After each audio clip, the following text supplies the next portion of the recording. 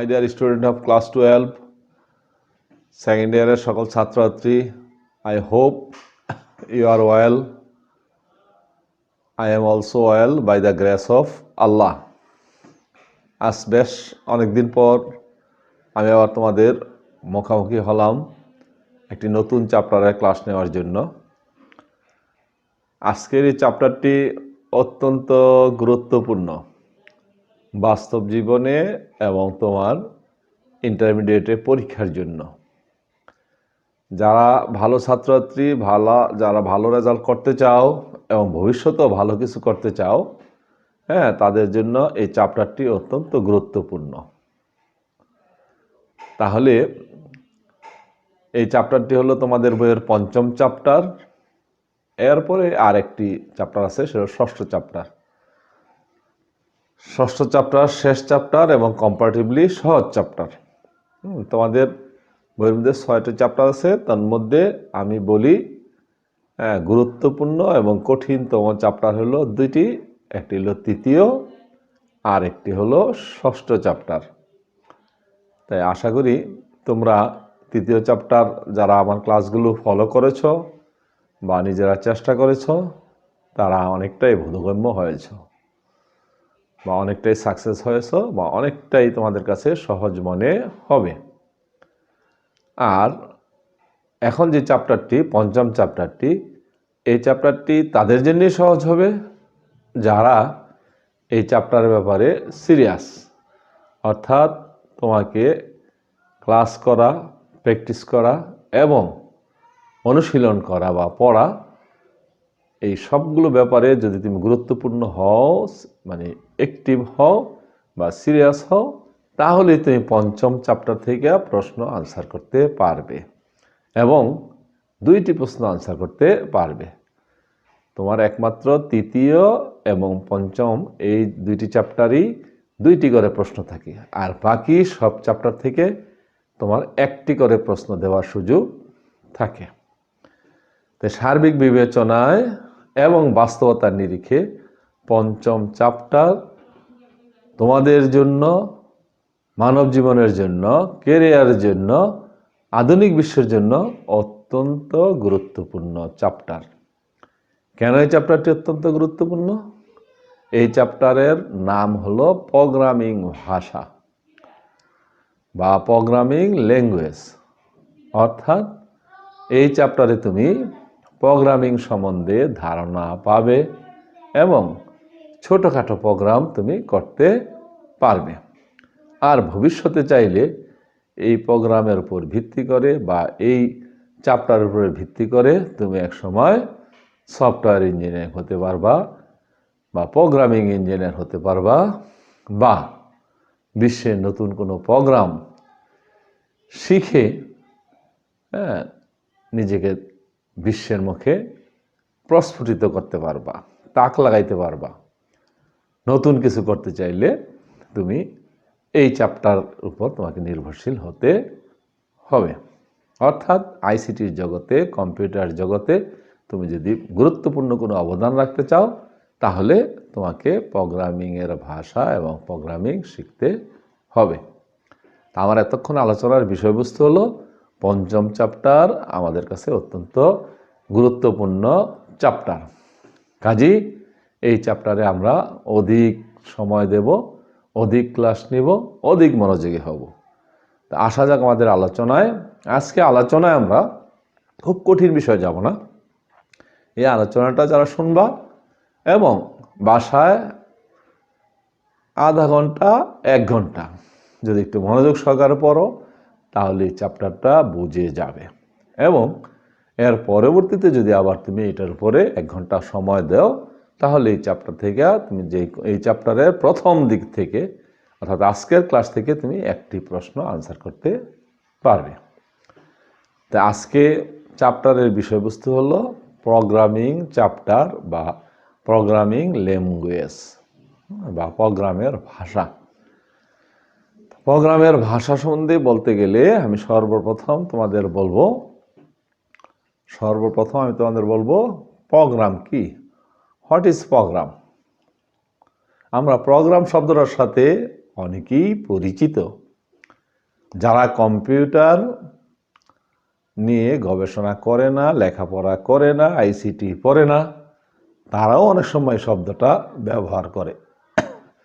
অর্থাৎ আমি বলতে চাচ্ছি প্রোগ্রাম শব্দটা আমাদের সমাজে অনেক ক্ষেত্রেই প্রচলিত আছে। হ্যাঁ, যেমন অনেক সময় অনেকে বলে, এই কোথায় যাচ্ছ? একটি প্রোগ্রামে যাচ্ছি। এই বিষয় কি, তুমি এত ব্যস্ত কেন? আমার বাড়িতে প্রোগ্রাম আছে। অর্থাৎ আমরা কোনো একটা অনুষ্ঠান, কোনো একটা বড় ধরনের বিয়ের অনুষ্ঠান, নাচ গানের অনুষ্ঠান, দাওয়াতের অনুষ্ঠান, মাহফিলের অনুষ্ঠান, যে কোনো অনুষ্ঠান করলেই আমরা সেটাকে বলি আমাদের বাড়িতে একটা প্রোগ্রাম আছে। অর্থাৎ পূর্ব নির্ধারিত কোনো কাজ যদি আমরা সমাধান করি সেটাকে আমরা প্রোগ্রাম বলি স্বাভাবিক অর্থে। আবার আমি অনেক সময় ছেলেমেয়েদেরকে ক্লাসে এই ধরনের উদাহরণ দিই যে আমি ধরো কারো বাসায় হঠাৎ করে একদিন দু একজন নিয়ে গিয়ে উঠলাম, তখন দেখা যাবে এই যে মোশাররফ কলেজের স্যার আসছে, তারা তাড়াহুড়া করবে, দৌড়াদৌড়ি করবে। অর্থাৎ কিভাবে স্যারদেরকে খুশি করা যায়। ধরো আমি 3 জন স্যার নিয়ে গেছিলাম, ওখানে আমি ঘুরে ফিরে মোটামুটি সব মিলে তাদেরকে 30 মিনিট সময় দিয়েছিলাম, অথবা সর্বোচ্চ 1 ঘন্টা সময় দিয়েছিলাম। তো তারা আমাদেরকে বড়জোর কী করতে পারবে? কিছু নাস্তা খাওয়াইতে পারবে। খুব বেশি আন্তরিক হলে, খাওয়ার সময় হলে হয়তো 2-1টা আইটেম দিয়ে আমাদেরকে খাওয়াতে পারে, ভাত খাওয়াতে পারবে বা লাঞ্চ করাতে পারবে। কিন্তু যদি আমার পূর্বে থেকে আমি তাকে এই ধরনের ইনফরমেশান দিয়ে যেতাম যে এত তারিখ অমুক দিন এতটার সময় আমরা 10 জন টিচার তোমাদের বাসায় ঘুরতে আসব, তখন যদি আমি যাইতাম তাদের বাসায় বা আমরা যেতাম, তাহলে কী হইতো? দেখা গেল আমরা যাওয়ার আগেই দেখা যেত ডাইনিং টেবিলে অনেক আইটেম সাজানো আছে। অথবা আমরা যাই বসলাম 5-10 মিনিট, দেখা গেল আস্তে আস্তে আস্তে আস্তে ডাইনিং টেবিল ভরে যাচ্ছে। এবং আমরা ওই দিন মনে করে 1 ঘন্টা ছিলাম, আজকে 1 ঘন্টার চেয়ে আরও কম সময় থেকে যদি আমরা চলেও আসি, দেখা যাবে অনেক ধরনের আইটেম দিয়ে অনেক সুন্দর আপ্যায়ন হবে এবং তাদের কোনো, যে বাসায় গেছিলাম তাদের কোনো তেমন পরিশ্রম হবে না, দৌড়াদৌড়ি করতে হবে না, কোনো বিশৃঙ্খল পরিবেশ অথবা টেনশন কাটাইতে হবে না। অর্থাৎ একদিন গিয়েছিলাম আমরা প্রোগ্রাম দিয়ে, আরেকদিন গিয়েছিলাম প্রোগ্রাম ছাড়া হঠাৎ করে। তাই প্রোগ্রাম দেওয়া আর প্রোগ্রাম না দিয়ে যাওয়ার মধ্যে অনেক পার্থক্য। এটা আমি উদাহরণ দিলাম এই কারণে, কম্পিউটারকে একসময় বলা হতো স্টপ ইট। অর্থাৎ কম্পিউটারকে যা শিখিয়ে দেওয়া হতো কম্পিউটার শুধু তাই করতে পারত। কিন্তু বর্তমানে কম্পিউটারকে স্টপ ইট বলা যায় না, কারণ কম্পিউটার অনেক ক্ষেত্রে অনেক দূর এগিয়ে গেছে। অথবা আমরা যত যন্ত্রপাতি আবিষ্কার করেছি বা বিজ্ঞানের আবিষ্কার করেছে, আমরা যত যন্ত্রপাতি ব্যবহার করি বা ডিভাইস ব্যবহার করি, তন্মধ্যে আমরা কম্পিউটারকে অথবা মোবাইলকে বলি উন্নত যন্ত্র। কেন উন্নত যন্ত্র বলি? উন্নত যন্ত্র বলার অনেকগুলো কারণের মধ্যে প্রথম এবং প্রধান কারণ হলো কম্পিউটার দ্রুত গতিতে কাজ করতে পারে এবং নির্ভুলভাবে কাজ করতে পারে। কম্পিউটারের দ্রুত বৈশিষ্ট্য, দুইটি গুরুত্বপূর্ণ বৈশিষ্ট্য, সেটা হলো সে দ্রুত গতিতে নির্ভুলভাবে কাজ করতে পারে। কিন্তু অন্য যন্ত্র এত দ্রুত গতিতে এত নির্ভুলভাবে কাজ করতে পারে না। এখন কেন কম্পিউটার পারে, কেন অন্যান্য যন্ত্র পারে না? টিভি কেন পারে না? রেডিও কেন পারে না? ক্যামেরা কেন পারে না? আরো অনেক অনেক অনেক অনেক উন্নত যন্ত্র আবিষ্কার হয়েছে, সেগুলো কিন্তু এত দ্রুত কাজ করতে পারে না, এত নির্ভুলভাবে কাজ করতে পারে না। পার্থক্য হলো একটি, অর্থাৎ ওইসব যন্ত্রে কোনো প্রোগ্রাম দেওয়া নাই বা প্রোগ্রাম ইন্ট্রোডিউস করা নাই বা ইনস্টল করা নাই। আর এই কম্পিউটারের মধ্যে তথা মোবাইলের মধ্যে তথা ল্যাপটপের মধ্যে প্রোগ্রাম দেওয়া থাকে। এই প্রোগ্রামের বদৌলতে স্টপিড কম্পিউটার এখন ইন্টেলেকচুয়াল কম্পিউটারে পরিণত হয়ে গেছে। তাহলে অন্য যন্ত্র থেকে কম্পিউটারের ব্যতিক্রমটা কি? তার মধ্যে প্রোগ্রাম দেওয়া আছে, আর তার জন্য সে দ্রুত কাজ করতে পারে। এখন আসো, প্রোগ্রামটা কি? What is program? প্রোগ্রাম হলো কতগুলো নির্দেশের সমষ্টি। প্রোগ্রাম হলো কতগুলো নির্দেশের সমষ্টি। হ্যাঁ, এ সেট অফ ইনস্ট্রাকশন, সংক্ষেপে শুধু এই মূল কথাটা, এ সেট অফ ইনস্ট্রাকশন। হ্যাঁ, এখন কিভাবে কথাটাকে বুঝিয়ে বলি। আমরা যখন আমাদেরকে কোনো কাজ দেওয়া হয় বা কোনো সমস্যা দেওয়া হয়, আমরা সেই সমস্যাটা করি। কিভাবে করি? আমাদের মধ্যে আল্লাহ প্রদত্ত আমাদের ব্রেনে কম্পিউটার বা প্রোগ্রাম সেট করা আছে। আমরা সেই ব্রেনের নির্দেশ মতো কাজগুলি সুশৃঙ্খলভাবে ধারাবাহিকভাবে করতে থাকি। এখন কম্পিউটার কিভাবে করে? কম্পিউটারের মধ্যে প্রোগ্রাম দেওয়া থাকে। প্রোগ্রাম দেওয়া থাকে মানে কম্পিউটারের মধ্যে কতগুলো নির্দেশ ধারাবাহিকভাবে দেওয়া থাকে, সেই নির্দেশের বদলতে কম্পিউটারটি কাজ করতে পারে। তাহলে এখন প্রোগ্রামের সংজ্ঞাটা একটু উন্নতভাবে বলি। কম্পিউটারে কোনো সমস্যা সমাধানের উদ্দেশ্যে যেই কতগুলো সুসজ্জিত সুশৃঙ্খল সংশ্লিষ্ট নির্দেশের সমষ্টি দেওয়া থাকে, সেই নির্দেশের সমষ্টিকে বলা হয় program. A set of instruction, which is included in a computer. This instruction is called program. তাহলে কি পাইলাম আমরা? কোনো সমস্যার সমাধানের উদ্দেশ্যে কম্পিউটারের মধ্যে যে কতগুলো নির্দেশের সমষ্টি দেওয়া থাকে তাকেই বলা হয় প্রোগ্রাম। তা আমরা যেহেতু প্রোগ্রামিং ভাষা শিখব, এখন প্রোগ্রাম সম্বন্ধে আশা করি একটু তোমাদের আইডিয়া হয়েছে। এখন তোমরা বই থেকে এই প্রোগ্রাম দেখে নেবে। প্রোগ্রামের সংজ্ঞা বিভিন্নভাবে লেখা আছে। মূল কথাগুলো এই বা চুম্বক কথা হলো এ সেট অফ ইনস্ট্রাকশন, এক সেট নির্দেশের সমষ্টি হলো প্রোগ্রাম।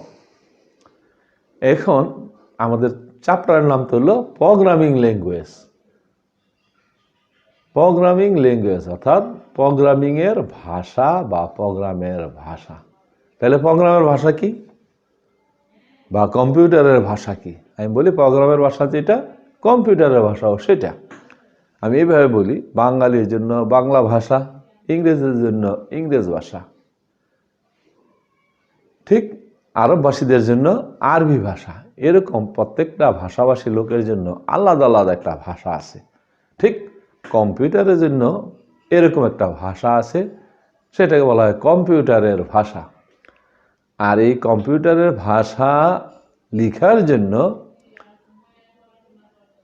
যে ভাষা ব্যবহার করা হয় সেটাই প্রোগ্রামিং ভাষা। অর্থাৎ প্রোগ্রাম লেখার জন্য যেই ভাষা ব্যবহার করা হয় তাই হলো প্রোগ্রামের ভাষা। সহজ কথায় প্রোগ্রামের ভাষা কি বা প্রোগ্রামিং ভাষা কি? কম্পিউটারে প্রোগ্রাম লেখার জন্য বা সমস্যা সমাধানের জন্য যেই ভাষা ব্যবহার করা হয় সেটাই প্রোগ্রামিং ভাষা। অথবা প্রোগ্রাম লেখার জন্য কম্পিউটারে যেই শব্দ, নির্দেশ, প্রতীক ব্যবহার করা হয় তাদেরকেই বলা হয় কম্পিউটারের ভাষা বা প্রোগ্রামিং ভাষা। তাহলে আমরা মনে করলাম প্রোগ্রাম কি তা শিখলাম এবং প্রোগ্রামিংয়ের ভাষা কি তাও শিখলাম। আমি যদিও তোমাদেরকে বেশ কয়েকটি সংজ্ঞা বেশ কয়েক রকম বলেছি, সহজ করে বলেছি, কঠিন করে বলেছি, বড় করে বলেছি, ছোট করে বলেছি, আমার ভাষায় বলেছি।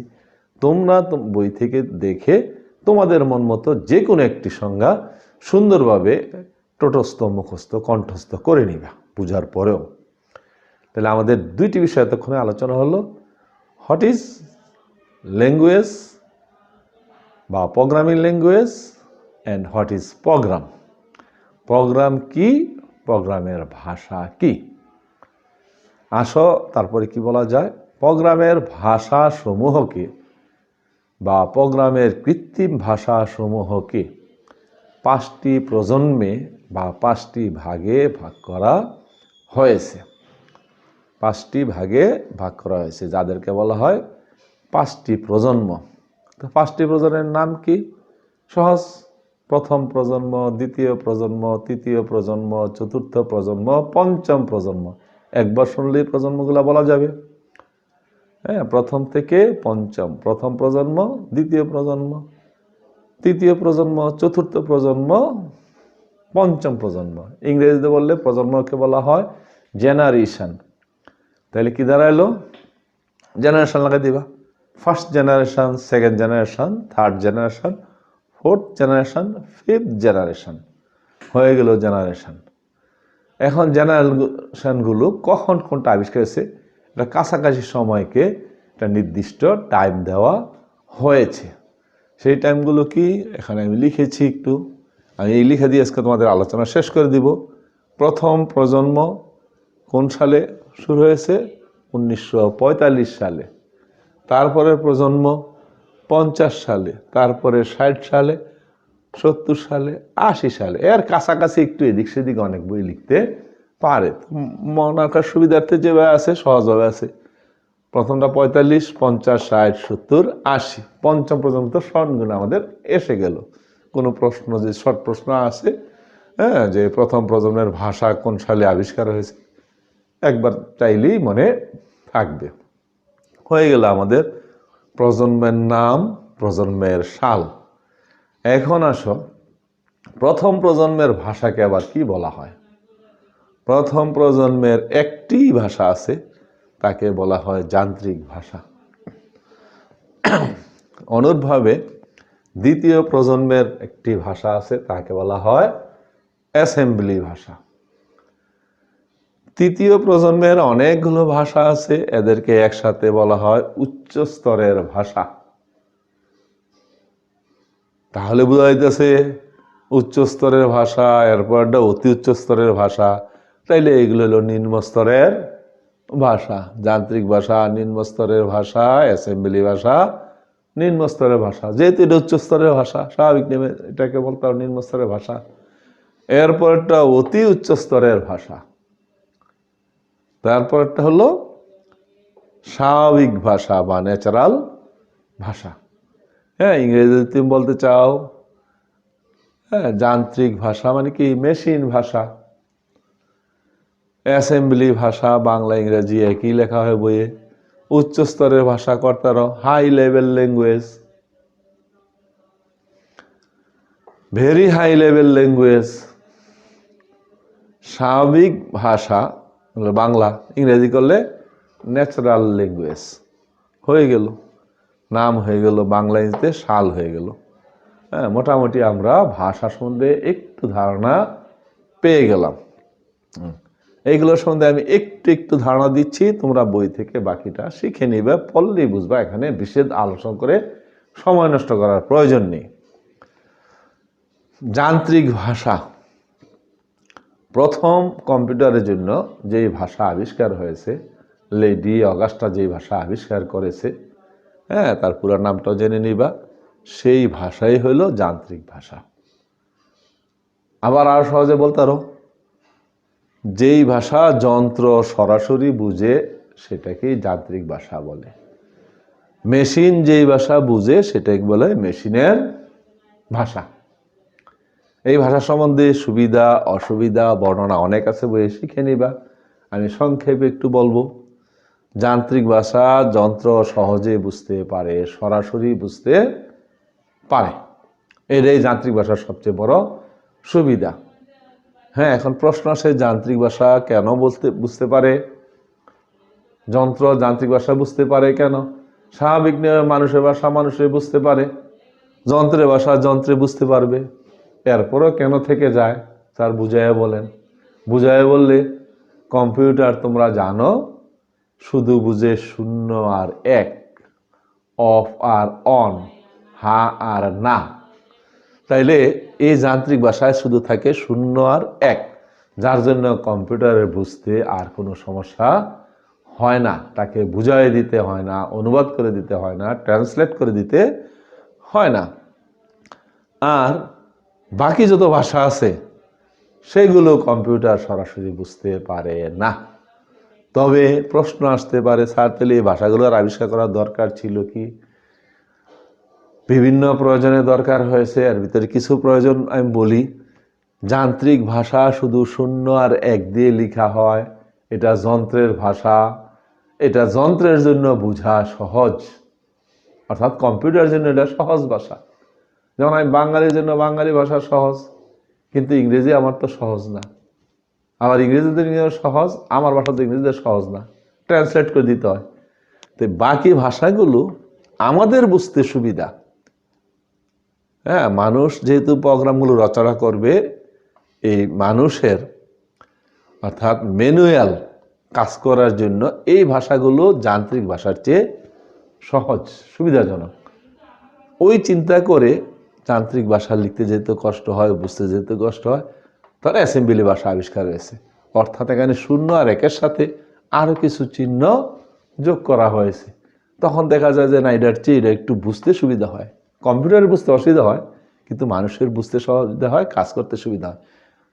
যখন দেখলে এটাতে একটু সুবিধা হয়, কিছু প্রতীক ব্যবহার করে, এর চেয়ে একটু সুবিধা করা যায় কিনা দেখি, তখন বিজ্ঞানীরা আরও কিছু প্রতীক বাড়িয়ে আরও করে কম্পারেটিভলি এটার চেয়ে আরেকটু এটা সহজ করলো। তারপরে মনে করলো ঠিক আছে, আরেকটু সহজ করা যায় কিনা, আর একটু উন্নতির দিক গেল, আরও কিছু সংকেত চিহ্ন আরও ব্যবহার করলো। করতে করতে বিজ্ঞানীদের মাথায় আসলো, আমরা এত নতুন নতুন ভাষা দরকার কি? আমরা যে ভাষা ব্যবহার করি ইংরেজি ভাষা, কম্পিউটারকে আমরা ইংরেজি ভাষা বুঝাইতে পারবো না। ঠিক ইংরেজি ভাষার কাছাকাছি ভাষা যখন ব্যবহার করা শুরু করলো, সেটা হলো ন্যাচারাল ভাষা। অর্থাৎ কম্পিউটারে ইংরেজি কইবে তুমি, সে ইংরেজি বুঝে নেবে। হ্যাঁ, তুমি যে ভাষায় কথা বলবা সেই ভাষা বুঝে ফেলবে। এর জন্য এটাকে বলা হয় স্বাভাবিক ভাষা বা ন্যাচারাল ভাষা। এইটা মানুষের বোধগম্য সহজে হয়, সহজে মানুষ বুঝতে পারে, এটাতে কাজ করতে পারে। কিন্তু কম্পিউটারের জন্য এটা সবচেয়ে জটিল বোঝা। হ্যাঁ, বলে তাইলে কাজ তো আমরা কম্পিউটার দিয়ে করব, তো এটাকে ট্রান্সলেট করে দিতে হবে, এটাকে ট্রান্সলেট করে দিতে হবে, এটাকে ট্রান্সলেট করে দিতে হবে, অর্থাৎ অনুবাদ করে দিতে হবে। যেই ভাষায় সে বুঝে সেই ভাষায় অনুবাদ করতে হবে, অর্থাৎ 0 আর 1-এ রূপান্তর করে দিতে হবে। এই রূপান্তর করার জন্য, ট্রান্সলেট করার জন্য, অনুবাদ করার জন্য কম্পিউটার বিজ্ঞানীরা আবার অনুবাদক প্রোগ্রাম আবিষ্কার করেছে। কার জন্য? এই 4টা ভাষার জন্য। এটার জন্য কিন্তু অনুবাদক প্রোগ্রামের প্রয়োজন নেই। দেখানো বলতে আর কি স্যার, 4টার জন্য কি 4 ধরনের অনুবাদক লাগবে কিনা? না, 4টার জন্য 4 ধরনের অনুবাদ লাগবে না। হ্যাঁ, তোমার এই 3টার জন্য 1 ধরনের অনুবাদক প্রোগ্রাম দিয়ে হয়ে যায়, আর এটার জন্য 1 ধরনের অনুবাদক প্রোগ্রাম। অনুবাদক প্রোগ্রাম কি তাইলে? যে প্রোগ্রামের সাহায্যে বা যে সফটওয়্যারের সাহায্যে উচ্চ স্তরের ভাষাগুলোকে, অর্থাৎ যান্ত্রিক ভাষা ছাড়া বাকি যত ভাষা আছে সেই ভাষাগুলোকে যে অনুবাদ করে যান্ত্রিক ভাষায় রূপান্তর করতে পারে, সেগুলো হলো অনুবাদক প্রোগ্রাম। এই অনুবাদক প্রোগ্রামগুলোর মধ্যে প্রথম যেহেতু এই যে অ্যাসেম্বলি ভাষা আবিষ্কার হয়েছে, সেই অ্যাসেম্বলি ভাষার জন্য যে অনুবাদক প্রোগ্রামটা আবিষ্কার হয়েছে তার নাম হলো অ্যাসেম্বলার। কি নাম? অ্যাসেম্বলার। আমরা একটি অনুবাদক প্রোগ্রামের নাম শিখলাম, তা হলো অ্যাসেম্বলার। নাম শুনে শুনে মনে রাখতে হবে এবং বই থেকে দেখে নেবে, অ্যাসেম্বলার। তাহলে অ্যাসেম্বলার অনুবাদক প্রোগ্রামের কাজ কি? অ্যাসেম্বলি ভাষাকে যান্ত্রিক ভাষায় রূপান্তর করবে। অ্যাসেম্বলারের জন্য যে অনুবাদক প্রোগ্রাম আবিষ্কার হয়েছে তা হলো অ্যাসেম্বলার। অ্যাসেম্বলার দিয়ে কি করা যায়? অ্যাসেম্বলি ভাষাকে অনুবাদ করা যায়। আশা করি বুঝতে পারছো। তাহলে যদি বলা হয় what is assembler? Assembler is a translator বা অনুবাদক প্রোগ্রাম, যার সাহায্যে অ্যাসেম্বলি ভাষাকে মেশিন ভাষায় রূপান্তর করা যায়। শেষ অ্যাসেম্বলারের সংজ্ঞা, অ্যাসেম্বলারের পড়া। আসো আর 3টা, উচ্চস্তরের ভাষা, অতি উচ্চস্তরের ভাষা, স্বাভাবিক ভাষা। এগুলো কম্পিউটার বুঝে না। এগুলো বোঝার জন্য আমাকে কি করতে হবে? এদের জন্য আবার অনুবাদক প্রোগ্রামের প্রয়োজন। এদের বোঝার জন্য অনুবাদক প্রোগ্রামের আবিষ্কার করেছে প্রথম ইন্টারপ্রেটার। ইন্টারপ্রেটার আবিষ্কার করার পরে চিন্তা করলো যে আরেকটু উন্নত আবিষ্কার করা যায় কিনা অনুবাদক প্রোগ্রাম। তখন আরেকটা হচ্ছে কম্পাইলার। এই তিনটা ভাষাকে রূপান্তর করা যায় দুই ধরনের অনুবাদক প্রোগ্রাম দিয়ে। সেই অনুবাদক প্রোগ্রামগুলোর নাম কি? একটা নাম হলো ইন্টারপ্রেটার, আর একটার নাম হলো কম্পাইলার। শব্দ দুইটা মনে রাখো, ইন্টারপ্রেটার, কম্পাইলার। আমি লিখেছি মনে হয় এখানে বই, হ্যাঁ, যে এখানে লিখেছি ইন্টারপ্রেটার, কম্পাইলার। অ্যাসেম্বলারও লিখেছিলাম, অ্যাসেম্বলার সম্বন্ধে শেষ। অর্থাৎ আমি এখানে লিখেছিলাম অনুবাদক প্রোগ্রাম তিন ধরনের: assembler, interpreter, compiler. Assembler, interpreter, compiler. আমার অ্যাসেম্বলার নিয়ে আলোচনা শেষ। আমি ইন্টারপ্রেটার আর কম্পাইলার সম্বন্ধে আলোচনা করে আজকের আলোচনা শেষ করে দেব। যারা ভালো ছেলে মেয়ে তারা এখন লাস্ট মুহূর্তটা একটু ভালো করে খেয়াল করো, তাহলে তোমরা পরীক্ষাতে একটা প্রশ্ন পেয়ে যাবে। আজকে আলোচনা থেকেই তোমরা একটা প্রশ্ন অবশ্যই পাবে, এতে কোনো সন্দেহ নাই। তন্মধ্যে সবচেয়ে বেশি ইম্পর্টেন্ট হলো ইন্টারপ্রেটার আর কম্পাইলার। এটা দিয়ে অনেক ধরনের প্রশ্ন আছে, আলাদাভাবে আসতে পারে। What is interpreter, what is compiler. Compiler সম্বন্ধে তো প্রশ্ন থাকেই, ঘুরে গেলে থাকবেই। এখন ইন্টারপ্রেটার কি, কম্পাইলার কি, আমি একই সাথে দুটো আলোচনা করব, তাদের তুলনা আলোচনা করব, তাদের পার্থক্য আলোচনা করব। তো পার্থক্যটা শিখলে সব আলোচনা হয়ে যাবে। আমরা পার্থক্য দিয়ে চলে যাই। পার্থক্যটাই বলবো, কয়েকবার বলবো, বইয়ে আছে তোমরা দেখে নিবা। তাইলে কম্পাইলার সম্বন্ধে শেখা হবে, ইন্টারপ্রেটার সম্বন্ধে শেখা হবে। ইন্টারপ্রেটার এমন ধরনের অনুবাদক প্রোগ্রাম যা কম্পিউটারের ইয়াগুলোকে, এই নির্দেশগুলোকে এক লাইন পড়বে এবং এক লাইন অনুবাদ করবে। অর্থাৎ লাইন বাই লাইন সে অনুবাদ করবে। আর কম্পাইলার কি করবে? পুরো প্রোগ্রামটাকে একবার পড়ে নেবে এবং একবারেই সে অনুবাদ করে ফেলবে। আমি মন রাখার সুবিধার্থে ছেলেমেয়েদেরকে বলি কম্পাইলার ইজ কমপ্লিট, কারণ সে একবারে সবটা প্রোগ্রামকে অনুবাদ করে ফেলবে, অর্থাৎ সে কমপ্লিট করে ফেলবে। কমপ্লিট শব্দটার থেকে তুমি কম্পাইলার শব্দটা মনে রেখো, তাইলে তোমার কোনো কারণে কনফিউজ লাগলে তুমি বলতে ভাই কম্পাইলার হলে কি কমপ্লিট প্রোগ্রামকে যে একবারে রূপান্তর করতে পারে। এখানে রূপান্তর করার পাশাপাশি আরেকটি শব্দ আসবে তোমাদের। যারা ভালো ট্রান্সলেটর বা যারা ভালো অনুবাদক বা যারা ভালো দুভাষী, বক্তায় যদি কোনো ত্রুটিও করে, সেই ত্রুটিটা সে না করে সে ওইটাকে আর শুদ্ধ করে বলে দেয় অনুবাদ করার সময়। মনে করো একজন ইংলিশম্যান ইংরেজি কইতেছে, আরেকজন দুভাষী মানে যে ইংরেজি বুঝে বাংলা বুঝে সেটাকে ট্রান্সলেট করে দিবে বাংলায়। তখন সে কি করবে? সে যদি সেখানে কোনো ভুল করেও থাকে, কিন্তু সে বুঝে ফেলছে সে কী বুঝাইতে চাচ্ছে বক্তব্যটা, সে তার ভুলটাও সংশোধন করবে, পাশাপাশি শুদ্ধভাবে এটাকে অনুবাদ করবে। কম্পিউটারও এই কাজ, অনুবাদক প্রোগ্রামও সেই কাজটা করে, একই সাথে ভুল সংশোধন করে এবং অনুবাদ করে। তাহলে এখন তার দুইটা কাজ হয়ে গেল। এখন যে ভুল যে সংশোধন করে সেটার জন্য তোমাদেরকে একটু শুনতে হয়। এখানে একটা শর্ট প্রশ্ন আছে, ভুল সংশোধন করার আগে ভুল খুঁজে বের করতে হবে।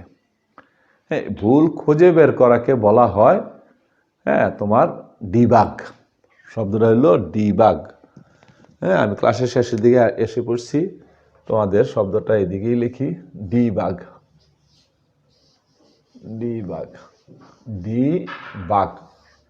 এখানে দেখো দুইটা শব্দ আছে, একটা হলো ডি আর একটা হলো বাগ। বাঘ হতে হইল পোকা, মত পোকা বা ছোট পোকা। একসময় কম্পিউটারের ভিতরে একটা পোকা ঢুকেছিল, আর পোকা ঢোকার কারণে কম্পিউটার নষ্ট হয়ে গেছে। কম্পিউটার আর ঠিকানা কি সমস্যা তাও খুঁজে পায় না। এরপর কম্পিউটারকে খোলা হলো, খোলার পরে দেখে এটার ভিতরে একটা পোকা। সেই পোকাটা ছিল মত পোকা। পোকাকে বলা হয় বাঘ, ইংরেজিতে বিউজি, বাঘ। সেই বাঘের থেকেই তোমার আসছে ডিবাগ। যখন পোকাটা ফেলে দিছে তখন কম্পিউটার ঠিক হয়ে গেছে, অর্থাৎ যা বলেছিল শুদ্ধ হয়ে গেছে। এখান থেকে এই শব্দটা আসছে ডিবাগ। হ্যাঁ, কোনো ভুল খুঁজে পাওয়াটা হলো ডিবাগ, আর ভুল সংশোধন করা হলো ডিবাগিং। তাহলে ভুল সংশোধন করলে ডিবাগিং। প্রিয় ছাত্রছাত্রী, আমরা এখন ক্লাসের শেষ প্রান্তে এসে গেছি। আমরা শুধু অনুবাদক প্রোগ্রামের মধ্যে যে দুইটি অনুবাদক প্রোগ্রাম বেশ ইম্পর্টেন্ট, সেই দুইটি আলোচনা আবার পুনরায় করছি। অর্থাৎ আমরা ইন্টারপ্রেটার এবং কম্পাইলারের তুলনা আলোচনা করব। ইন্টারপ্রেটার এবং কম্পাইলার তুলনা আমরা যদি শিখি বা পার্থক্য যদি শিখি, তাহলে পার্থক্য আসলে দিতে পারবো, তুলনা আসলে দিতে পারবো, এবং এদের সংজ্ঞা অথবা এদের সম্বন্ধে কিছু আসলে তাও দিতে পারবো। তো তোমাদের বইয়ে 5 থেকে 6টি সংজ্ঞা আছে, সেখান থেকে তোমরা শিখে নিবা। আমি এর থেকে গুরুত্বপূর্ণ কয়েকটি তোমাদের বইয়ে 5-6টি পার্থক্য আছে, আমি এর থেকে তোমাদের গুরুত্বপূর্ণ কয়েকটি তুলনা বা পার্থক্য আলোচনা করছি। যে কথাগুলো পূর্ব বলা হয়েছে আবার আমি রিপিট করছি। ইন্টারপ্রেটার লাইন বাই লাইন অনুবাদ করে, কম্পাইলার একবারে সবটি প্রোগ্রাম অনুবাদ করে।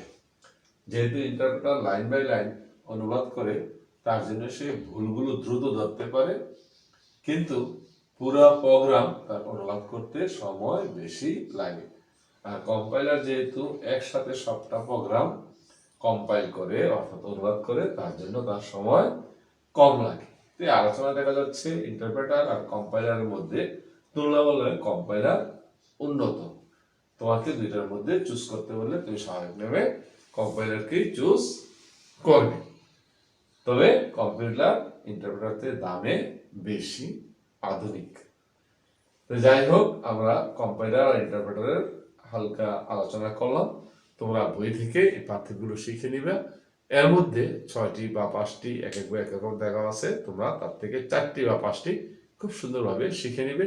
পরীক্ষায় 2 নম্বর আসলেও 4টি পার্থক্য দিবে, আর যদি 4 নম্বর আসে তখন তো 4টি অবশ্যই দিবে। তাই কাজেই আমি আজকে যে আলোচনা করলাম সেই আলোচনা এখানে শেষ করতে চাচ্ছি। তবে আমাদের প্রাথমিক ক্লাস হিসাবে 5ম চ্যাপ্টারের গুরুত্বপূর্ণ আলোচনাই হয়ে গেছে। অর্থাৎ কম্পিউটার ল্যাঙ্গুয়েজ কি, কম্পিউটারের প্রোগ্রামিং কি, প্রোগ্রামিং এর ভাষা ইত্যাদি আমাদের আলোচনা হয়ে গেছে। এগুলোকে কয়ভাবে ভাগ করা হয়েছে, কয়টি জেনারেশনে ভাগ করা হয়েছে, এগুলো আলোচনা হলো। এদের সাল আলোচনা হলো। ডিবাগিং একটা ইম্পর্টেন্ট শব্দ, তাও আলোচনা হলো। আর তার মধ্যে সবচেয়ে গুরুত্বপূর্ণ কম্পাইলার, তা আলোচনা হলো। তোমরা এগুলো যদি পড়ে নাও, ভালো করে পড়ে নাও, বইয়ের খুঁটিনাটি পড়ে নাও, এখান থেকে এমসিকিউ প্রশ্ন, জ্ঞানমূলক প্রশ্ন, এমনকি অনুধাবন প্রশ্ন, পার্থক্য আলোচনা করতে পারবা, পরীক্ষায় অংশগ্রহণ করতে পারবা, অর্থাৎ পরীক্ষায় আনসার করতে পারবা, এবং এখান থেকে তোমাদের একটি প্রশ্ন অবশ্যই থাকে। তো পরিশেষে আমি তোমাদের সুস্বাস্থ্য দীর্ঘায়ু কামনা করব। তোমরা আমার জন্য দোয়া করবে। তোমরা স্বাস্থ্যবিধি, ধর্মবিধি মেনে এখন থেকে পড়ালেখা শুরু করো, কারণ তোমাদের অলরেডি সেমিস্টার পরীক্ষার সময় চলে যাচ্ছে। সেমিস্টার পরীক্ষা হতে পারে, না হওয়ার সম্ভাবনাও আছে। তোমরা সবাই অ্যাসাইনমেন্ট পেপার জমা দিয়েছো। যদি এখনো কেউ না জমা দেওয়া থাকো, পারলে প্রিন্সিপালকে বুঝে জমা দিয়ে দাও। আর তোমাদের প্রথম বর্ষ সমাপনী পরীক্ষার কার্যক্রম শুরু হয়ে গেছে। আমি একাডেমিক কমিটির প্রধান হিসাবে আজকে আমি তোমাদের একাডেমিক কমিটির সব সদস্যদেরকে নিয়ে প্রিন্সিপাল সহ মিটিং করেছি। তোমাদের পরীক্ষা কিভাবে নেওয়া যায় সেই প্রিলিমিনারি প্রিপারেশন শুরু হয়ে গেছে। কাজে তোমাদের প্রথম বর্ষের সমাপনী পরীক্ষা দিতে হবে, এইভাবে তোমরা মানসিক প্রস্তুতি নাও। আর আমি আইসিটি টিচার হিসাবে আমার দুঃখ লাগে, এই করোনার কারণেই হোক, আমার দুর্বলতার কারণেই হোক, অথবা তোমাদের অনাগ্রহের কারণেই হোক, এখন পর্যন্ত তোমাদের অনেকের সাথে আমার পরিচয় হয়নি। আমি আইসিটি টিচারদের নাম জিজ্ঞেস করলে ফার্স্ট ইয়ার অনেক ছেলে মেয়ে তোমরা আমার নাম বলতে পারো না। তো এই সুবাদে আমি চাচ্ছি তোমাদের সাথে পরিচয় হতে। আমি 30 তারিখ ইনশাল্লাহ কলেজে থাকবো 9টা থেকে 12টা পর্যন্ত। তোমরা ফার্স্ট ইয়ার সব ছেলে মেয়ে যারা আমার সাথে পরিচয় হতে চাও তারা থাকবে, এই আমার প্রত্যাশা। পাশাপাশি আমি সেকেন্ড ইয়ার ছেলে মেয়েদেরকেও বলবো, তোমরা যারা আমার ভিডিও শুনেছ তারা থাকবে এবং তোমাদের বন্ধু বান্ধবকেও বলবে যে কাজী স্যার, আইসিটির স্যার আমাদেরকে ইনভাইট করেছে 9 তারিখ কলেজে যাওয়ার জন্য। তোমরা কলেজে আসবে, তোমাদের সাথে দেখা হবে ইনশাল্লাহ। আমাদের পরবর্তী যে সময় আসবে আমরা সুখে সুন্দর কাটাবো এই প্রত্যাশা রেখে আবারও ধন্যবাদ জানিয়ে শেষ করছি। ধন্যবাদ সবাইকে।